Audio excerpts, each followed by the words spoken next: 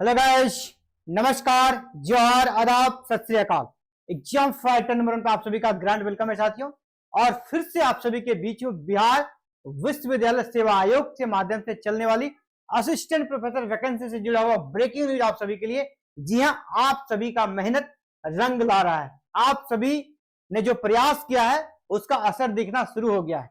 पहली बार यहां पर अब सीएमओ की तरफ से संज्ञान लिया गया, यानी सीएम ऑफिस की तरफ से संज्ञान लिया गया है, मुख्यमंत्री कार्यालय की तरफ से संज्ञान लिया गया है। अब तक आपने राजभवन की तरफ से देखा था, ठीक है, और बीच बीच में आयोग की तरफ से भी कार्रवाई हो रही थी। अब सीधे सीएम ऑफिस से कार्रवाई स्टार्ट हो गई है।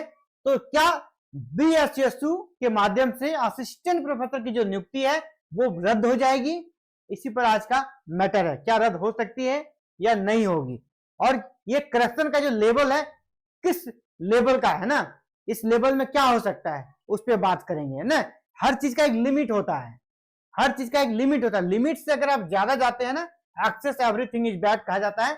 2-4% कुछ होता है तो लोग चले मैनेजेबल हो जाता है। लेकिन यहाँ पे जब इतनी चीजें निकल कर आ रही है, वो भी मीडिया में, और वो भी प्रूफ के साथ, आरटीआई की खबर के माध्यम से चीजें निकल कर आ रही है, आयोग फिर उसकी नीतियों को रद्द कर रहा है और आयोग सुधर नहीं है। लगातार बैक टू बैक वो सेम गलती करते जा रहा है। ठीक है, हम लोग लगातार डिमांड कर रहे हैं उस चीज में सुधार के लिए, लेकिन आयोग उसको मान ही नहीं रहा है।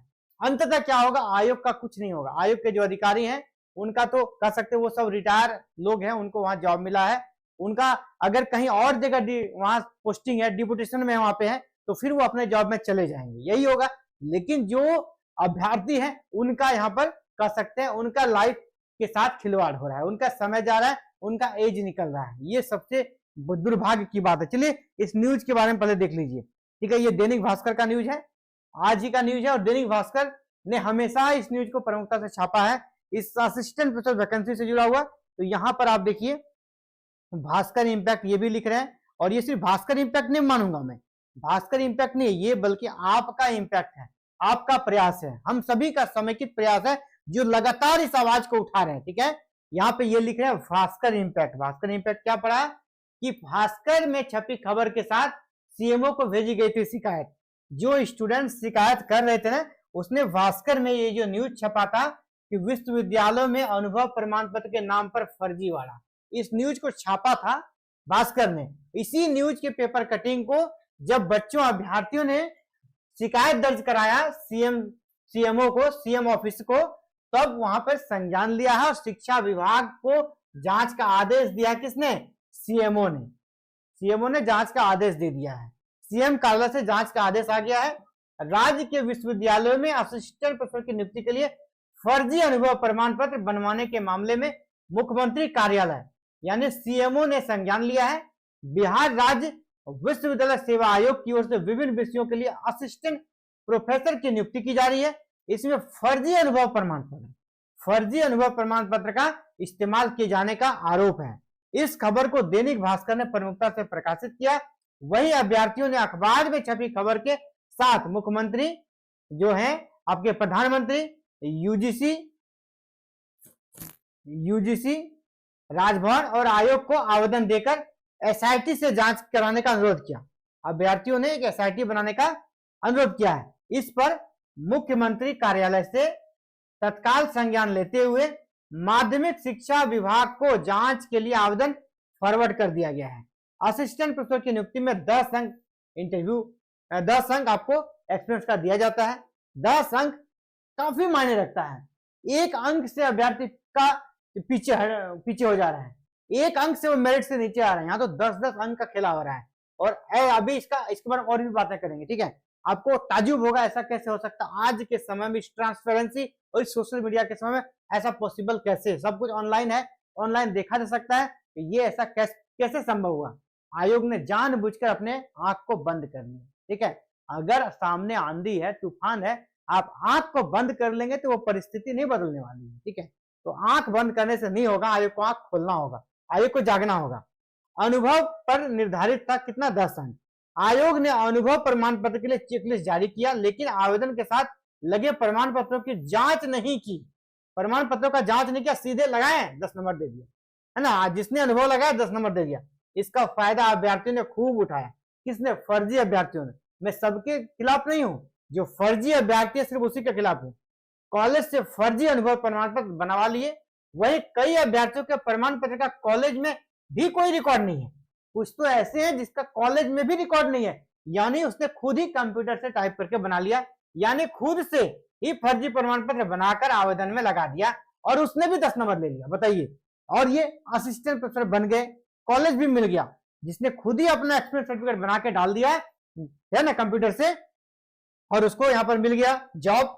आयोग के स्तर पर इसकी जांच के लिए कोई व्यवस्था नहीं की गई।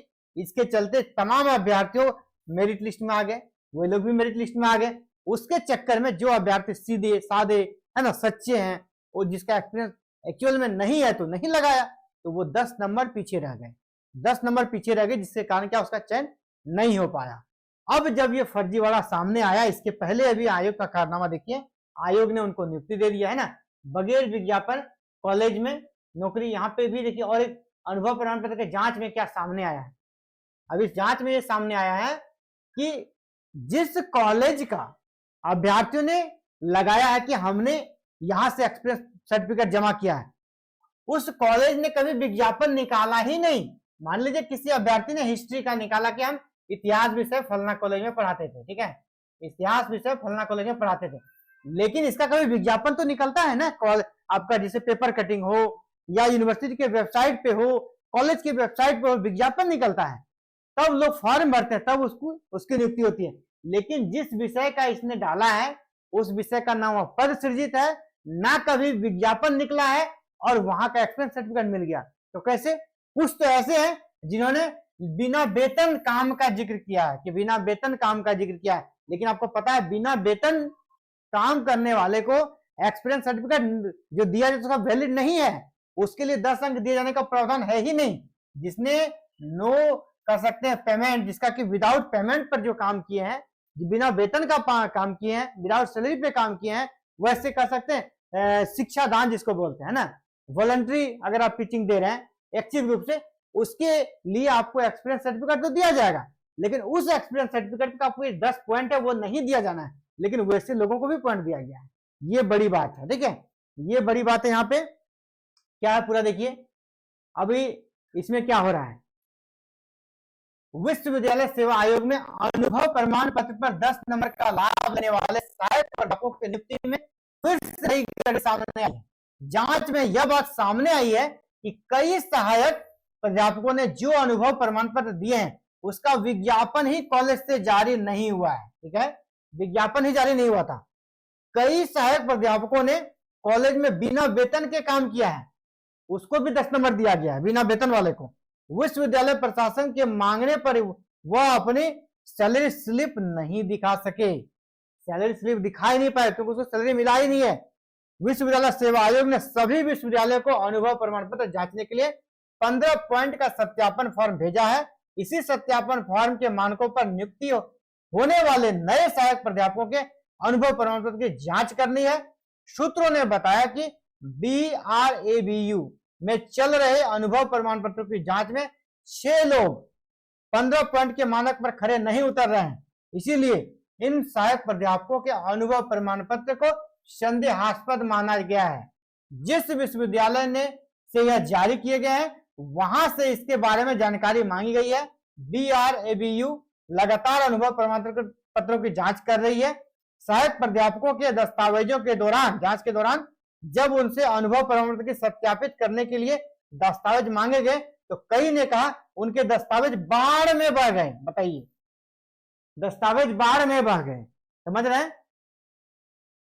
अभी देखिए एक सहायक प्राध्यापक को बर्खास्त यहां पर किया जा चुका है, ठीक है, इसी प्रकार आगे और भी सहायक प्राध्यापकों को बर्खास्त किया जाएगा, यानी असिस्टेंट प्रोफेसर को बर्खास्त किया जाएगा। इसके पीछे और भी रीजन है, चलिए इसको भी देख लेते हैं। अभी देखिए अभी ताजा जो मामला है आपका इंग्लिश का भी रिजल्ट जारी हुआ है। इंग्लिश होम साइंस अभी लेटेस्ट रिजल्ट जो जारी हुआ था, इंग्लिश और होम साइंस के शिक्षकों की काउंसलिंग में मिले हैं 6 संदिग्ध। विभिन्न विश्वविद्यालय के 41 सर्टिफिकेट फर्जी होने के आरोप, अगर सबका मिला दें तो 41 अभी फर्जी होने का यहाँ पर प्रमाण मिल चुका है। राजनीतिक विज्ञान में एडहॉक शिक्षक के अनुभव प्रमाण पत्र हो गई असिस्टेंट की नियुक्ति। एडहॉक पर जो नियुक्त थे उनको असिस्टेंट प्रोफेसर पर नियुक्ति मिल गई है, उनको 10 अंक मिल गया है। अब फिर से होगा सत्यापन, अब फिर से होगा सत्यापन। यहाँ आप जान रहे हैं कि जब जिनका सर्विस कंफर्म होता है ना, उसी को अनुभव प्रमाण पत्र पर 10 अंक दिए जाते हैं, लेकिन यहाँ सबको दे दिया गया है। सर्टिफिकेट की जांच आयोग की तरफ से नहीं की गई है। यहाँ जो चूक हुई है ना, वो आयोग से हुई है। आयोग का क्राइटेरिया ही गलत है।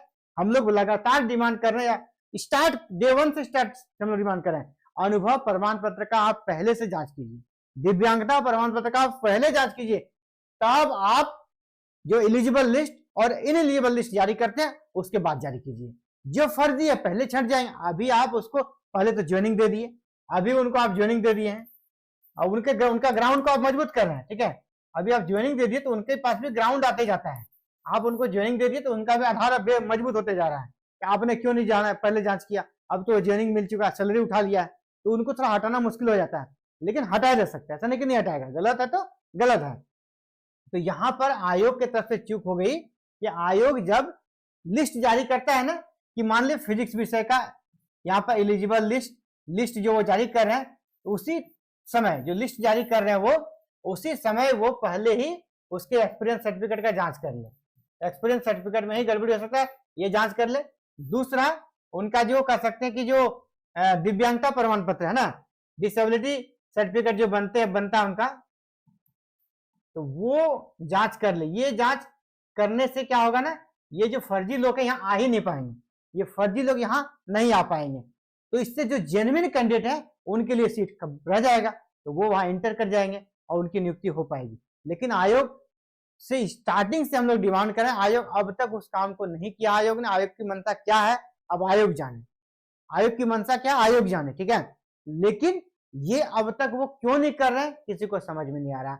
अगर वो कर देना, ये सारा समस्या का जो जड़ है वो खत्म हो जाएगा। और अब क्या होगा, अब क्या हो सकता है, बहुत सारे निकल जाएंगे। अगर अभी आप जांच करेंगे डे 1 से तो इसकी संख्या सैकड़ों में मिलेगी। अभी क्या होगा, अभी आप देखिए, ये न्यूज हमने आपको पहले भी दिया था। अभी ऐसा नहीं कि नियुक्ति होने के बाद नियुक्ति रद्द नहीं होता है। सुप्रीम कोर्ट ने पंजाब में 1158 असिस्टेंट प्रोफेसर की और लाइब्रेरी की नियुक्ति रद्द कर दी। अगर गलत है तो ये 14 जुलाई 2025 का न्यूज है ना। सुप्रीम कोर्ट ने पंजाब के 1158 असिस्टेंट प्रोफेसर की नियुक्ति को रद्द कर दिया, उनको ज्वाइनिंग देने के बाद भी। ऐसा मत सोचिए कि जिनको ज्वाइनिंग मिल गया अब उनका नौकरी बिल्कुल सुरक्षित हो गया। अब पंचायत टाइम्स, यहां भी देखिए इस न्यूज को छापा है।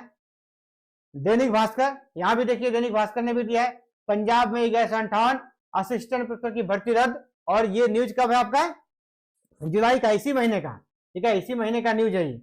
तो मेरा ये कहना है कि ये जो नियुक्तियां रद्द हो जाएगी, ये जो नियुक्तियां रद्द हो जाएगी, तो लॉस किसको है, अंततः स्टूडेंट को लॉस है, स्टूडेंट को लॉस है। और हम लोग का डिमांड ये नहीं है कि पूरी नियुक्ति रद्द हो जाए, हमारा डिमांड ये बिल्कुल भी नहीं है कि पूरी नियुक्ति रद्द हो जाए। इसमें जो अच्छे बच्चे जो जेन्युइन है उनको उनका जॉब नहीं जाना चाहिए, ये डिमांड करते हैं हम, उनका जॉब नहीं जाना चाहिए जो जेन्युइन है। लेकिन जो गलत है वो किसी भी कीमत पर नहीं रहना चाहिए, यही डिमांड है।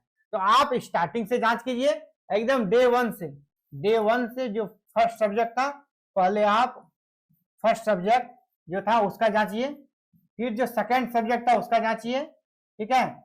इसी प्रकार आप लिस्ट बनाइए और इसको कह सकते हैं वेबसाइट पे डालिए, और जिनका जिनका फर्जी सर्टिफिकेट पाया जाता है उन सबको आप निकालिए, एक एक करके निकालिए और उन पर कानूनी कार्यवाही भी कीजिए, ठीक है। उनको डिबार घोषित कीजिए, दोबारा कहीं फॉर्म ना भर सके, ये डिमांड है। और जो जेन्युइन है उनको रखिए, जो जेन्युइन है, जो सही कैंडिडेट है, जिनका सब कुछ सही है, उनको रखना है, यही डिमांड है। इससे क्या फायदा होगा बता रहे हैं, इनसे जिनका अगर गलत तरीके से हो गया वो अगर निकल जाते हैं तो सीट क्या हो गया, वैकेंट हो गया। अगली जो वैकेंसी आने वाली है उसमें वो सीटें जुड़ जाएगी, उसमें वो सीटें जुड़ जाएगी तो नंबर ऑफ सीट्स बढ़ जाएगा अगली वैकेंसी में। तो आने वाले समय में कैंडिडेट को फायदा होगा, पहला। दूसरा फायदा क्या होगा, अब किसी को हिम्मत नहीं होगा कि वो फर्जी एक्सपीरियंस सर्टिफिकेट लगाएं। तो फर्जी लगाएंगे तो जॉब तो जाएगा ही, साथ ही साथ उसे पनिशमेंट भी मिलेगा, जेल भी जाना पड़ेगा, दीवार घोषित होगा, फिर कभी फॉर्म नहीं भर पाएगा। तो फर्जी एक्सपीरियंस सर्टिफिकेट फिर वो नहीं लगाएगा। ये आने वाले समय में नियुक्ति प्रक्रिया साफ हो, नीट एंड क्लीन हो, इसके लिए भी बहुत जरूरी है। आप सभी ने आज तक बहुत साथ दिया है, हमेशा आपने वीडियो को प्यार दिया, इसे ज्यादा से ज्यादा शेयर कर दीजिए, है ना। इस वीडियो को आपको क्या करना है, सबसे पहला काम हर जगह शेयर कर दीजिए, पहला काम। दूसरा, आप अपने स्तर से सोशल मीडिया के माध्यम से इन आवाज को लगातार उठाते रहिए।